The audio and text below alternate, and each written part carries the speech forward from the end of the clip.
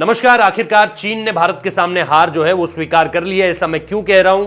ऐसा इसलिए कह रहा हूं क्योंकि ग्लोबल टाइम्स में एक लेख छपा है। लेख में चीन ने इस बात का जिक्र किया है कि भारत ने कैसे उसे अलग थलग करने की कोशिश की और वो इस पूरी की पूरी कोशिश में काफी हद तक कामयाब भी रहा।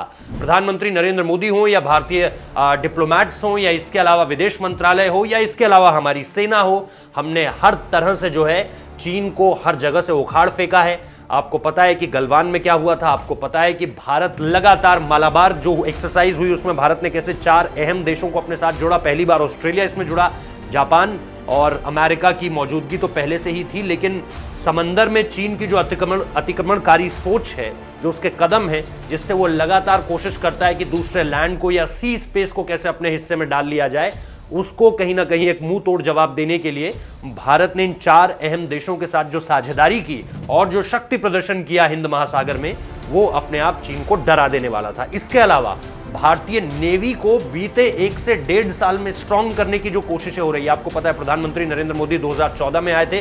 2015 में जो न्यूक्लियर सबमरीन्स का इंडिजीनियस भारत में बनने वाली न्यूक्लियर सबमरीन्स का काम था, उसको लेकर के प्रधानमंत्री नरेंद्र मोदी ने इजाजत दे दी थी और उसके बाद इन पर तेजी से काम हो रहा है। न्यूक्लियर सबमरीन्स का मतलब यह होगा कि हम चाइना की टक्कर पे आ खड़े होंगे, क्योंकि चाइना सबसे ज्यादा ताकतवर कहीं है।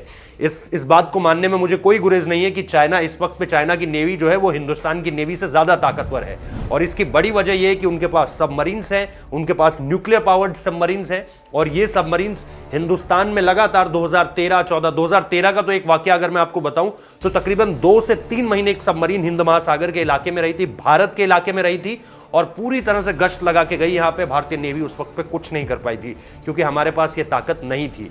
अब क्योंकि अगले इस साल की शुरुआत, मतलब जो नया साल आएगा उस साल की शुरुआत तक आपके पास रोमियो हेलीकॉप्टर्स होंगे, जिसका जिक्र डोनाल्ड ट्रंप कर गए थे।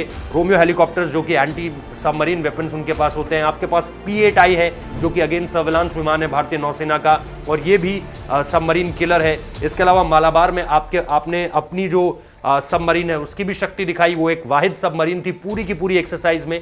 तो ये सारी चीजें बताती हैं कि भारतीय नौसेना इस वक्त पे कैसे जो है लगातार कोशिशें कर रही है कि अपने आप को और ज्यादा स्ट्रांग और ज्यादा पावरफुल बनाया जाए। और इसके अलावा अभी परसों ही सर्विलांस सिस्टम जो है राजनाथ सिंह ने वो भारतीय नेवी को दिया है। तो बहुत सारी ऐसी चीजें हो रही है जिसका आम लोगों को पता इसलिए नहीं चलता है क्योंकि कुछ चीजें कॉन्फिडेंशियल भी रखी जाती हैं, कुछ चीजों का सामने आना जरूरी नहीं होता, उनका वहां होना जरूरी होता है जहां उन्हें होना चाहिए, और वो वहां पहुंच गई हैं। तो ऐसे में सबसे बड़ी बात यह है कि चीन के ग्लोबल टाइम्स की अगर आप इस रिपोर्ट को पढ़ें तो उन्होंने ये कहा है कि भारत ने साझा देशों को, जिनकी एक तरह की सोच है, फिर चाहे वो ताइवान हो, फिर चाहे वो अमेरिका हो, फिर चाहे वो ऑस्ट्रेलिया, जापान हो, साउथ कोरिया हो, अलग अलग देशों को अपने साथ जोड़ा है, और इन देशों ने लगातार जुड़कर जो है वो भारत को कहीं ना कहीं पीछे धकेला है। ये सारी की सारी बात, माफ कीजिएगा, चीन को जो है वो पीछे धकेला है। ये सारी की सारी बात सामने निकल कर आ रही है। तो इसीलिए ग्लोबल टाइम्स का ये लेख बताता है कि कैसे भारत ने चीन को अलग थलग कर दिया है।